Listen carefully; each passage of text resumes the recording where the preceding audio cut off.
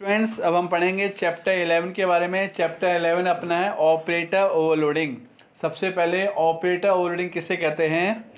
किसी ऑपरेटर एवं data type के लिए विशेष अर्थ देना ऑपरेटर ओवरलोडिंग कहलाता है। जब हम किसी ऑपरेटर को या किसी डाटा टाइप के लिए विशेष अर्थ देते हैं, जैसे प्लस ऑपरेटर है, प्लस का मतलब होता है दो वेरिएबल्स को आपस में जोड़ना।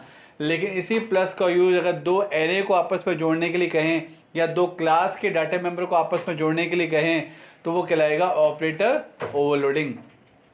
इसमें जो होता है ऑपरेटर ओवरलोडिंग में, ऑपरेटर का पर्पस कभी भी चेंज नहीं होता। मतलब प्लस का मतलब जोड़ना है तो वो मेरा काम जोड़ना ही रहेगा, घटाना नहीं होगा। आपको एक सिंपल एग्जांपल लेता हूँ। जैसे मैं आपका कंप्यूटर टीचर हूँ, मेरा काम है बच्चों को टीचिंग देना, आपको पढ़ाना। तो मैं अभी किसको पढ़ा रहा हूँ? मैं 12th क्लास के स्टूडेंट्स को पढ़ा रहा हूँ। लेकिन यही मुझे इंस्ट्रक्शन मिल जाए एडमिन की तरफ से कि आज जो टेस्ट है स्कूल के टीचर्स हैं उनको आपको पढ़ाना है। It means I am going to be overload, मुझे ओवरलोड किया जा रहा है। तो ओवरलोड का मतलब क्या होता है? किसी ऑपरेटर को विशेष डाटा टाइप के लिए ओवरलोड करना, विशेष अर्थ देना ओवरलोडिंग कहलाता है। इसमें ऑपरेटर का पर्पस कभी भी नहीं बदलता। जैसे मेरा पर्पस है टीचिंग देना, तो मैं आपका मेरा जो ऑब्जेक्ट टीचिंग देना है वो टीचिंग ही रहेगा, भले आप लोगों को दूं, भले टेरेसा के स्टाफ को दूं। तो पर्पस इसमें कभी भी चेंज नहीं होता। ये होता है ऑपरेटर ओवरलोडिंग। अब है ओवरलोड किए जाने वाले operator. Name of the operator that can be overloaded. कौन कौन से ऑपरेटर है जिनको हम ओवरलोड कर सकते हैं? नंबर फर्स्ट है यूनरी ऑपरेटर, नंबर सेकंड है बाइनरी ऑपरेटर, नंबर थर्ड है असाइनमेंट ऑपरेटर। ये ऐसे ऑपरेटर हैं जिनको हम ओवरलोड कर सकते हैं, उनको बोलते हैं ओवरलोड किए जाने वाले ऑपरेटर। और नेक्स्ट है ओवरलोड नहीं किए जाने वाले ऑपरेटर। ऐसे ऑपरेटर जिनको आप ओवरलोड नहीं कर सकते, जैसा पहला है साइज ऑफ ऑपरेटर, दूसरा है कंडीशनल ऑपरेटर, तीसरा है स्कोप रेजोल्यूशन ऑपरेटर, चौथा है डायरेक्ट मेंबर एक्सेस ऑपरेटर। ये ऐसे ऑपरेटर है जिनको आप ओवरलोड नहीं कर सकते। ये जो एक पर्पस के लिए बने गए बस उन्हीं पर्पस के लिए यूज में आएंगे, अगेन दूसरे पर्पस के इनको ओवरलोड नहीं कर सकते।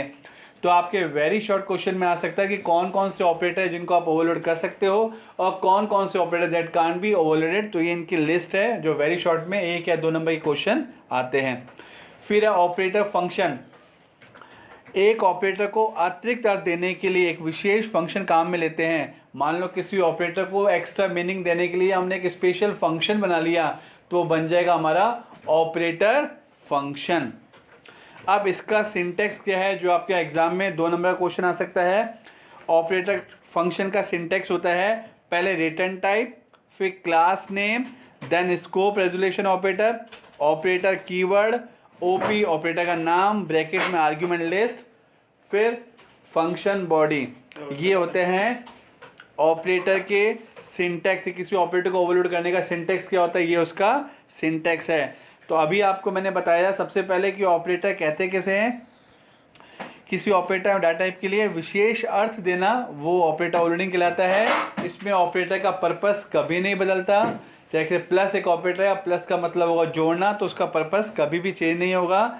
कौन कौन से ऑपरेटर है जिनको हम ओवरलोड कर सकते हैं, कौन कौन से ऑपरेटर है जिनको हम ओवरलोड नहीं कर सकते, then what is operator function of is syntax of या prototype of operator overloading.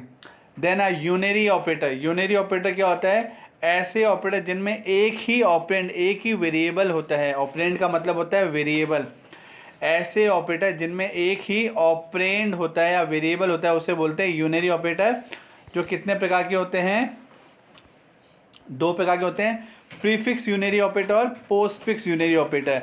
Prefix unary operator जैसे प्लस प्लस ए या माइनस माइनस ए, और पोस्टफिक्स यूनरी ऑपरेटर जैसे A plus plus A minus minus. Then है binary operator. ऐसे operator जिनमें 2 operand होते हैं उन्हें बोलते हैं बाइनरी ऑपरेटर, जैसे A plus B, A minus B. और एक चीज़ इसमें लिखी भी नहीं है, वो है ternary operator, TERNARY, ternary operator. ऐसे ऑपरेटर जिनमें 3 ऑपरेंड होते हैं उन्हें बोलते हैं टर्नरी ऑपरेटर। तो 3 प्रकार के ऑपरेटर होते हैं, unary operator, binary operator, ternary operator. Unary operator जिसमें एक ऑपरेंड एक वेरिएबल होता है, बाइनरी ऑपरेटर जिसमें 2 ऑपरेंड 2 वेरिएबल होते हैं, और टर्नरी ऑपरेटर जिसको हम कंडीशनल ऑपरेटर भी कहते हैं, जो इफ़ एल्स के समान कार्य करता है। इसमें 3 ऑपरेंड होते हैं, that is called ternary operator. Practical की अभी नहीं बता रहा, मैं सिर्फ आपको चैप्टर 11 की थियोरेटिकल पोर्शन बता रहा हूँ कि चैप्टर 11 में, क्योंकि ये जो है binary operator, assignment operator, unary operator, इन सब के प्रोग्रामिंग है।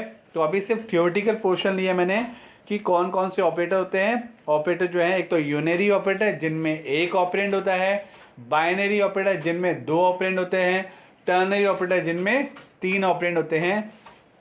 ये आपके चैप्टर 11 का बहुत ही छोटा सा टॉपिक थ्योरेटिकल है, ऑपरेटर ओवरलोडिंग। आई होप आप लोगों को समझ आ गया होगा। कॉपी में से वापस रीड कीजिएगा। अगर आपको प्रॉब्लम आती है तो डाउट क्लास में, या जब अपनी ऑनलाइन क्लास में नेक्स्ट क्लास लगेगी तब आप में से वापस पूछ सकते हैं। Stay safe, stay at home.